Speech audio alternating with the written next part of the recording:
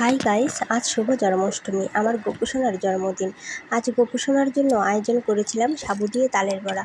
তোমরা ভাবছো সাবু দিয়ে আবার তালের বড়া কীভাবে হয়, তাই না? তাহলে দেখে নাও। প্রথমে আমি সাবুটাকে জল দিয়ে ধুয়ে রেখেছিলাম।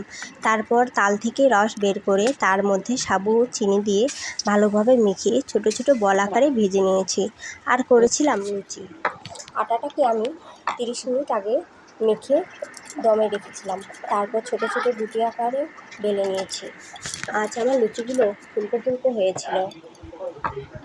আর দেখো, আমি আমার গোপুসোনার জন্য মালা গেঁথেছিলাম। আমি গাঁদা ফুল ও তুলসীপত্র দিয়ে মালা গেঁথেছিলাম। আর আমার বাবা সন্ধ্যাবেলায় পুজো দিচ্ছিল। আর গোপুসোনার জন্য এদিকে আয়োজন করা হচ্ছিল বিভিন্ন রকমের ফলের। দেখো, গোপুসোনাকে মালা পরিয়ে খুব সুন্দর লাগছে। আর গোপুসোনার এই ভোগ দর্শন করো তোমরা। ভোগ দর্শনে দুর্ভোগ মোচন হয়। আর ঠিক 12টা 1 মিনিটে মধ্যরাতে গোপুসোনাকে আমরা অভিষেক করিয়েছি।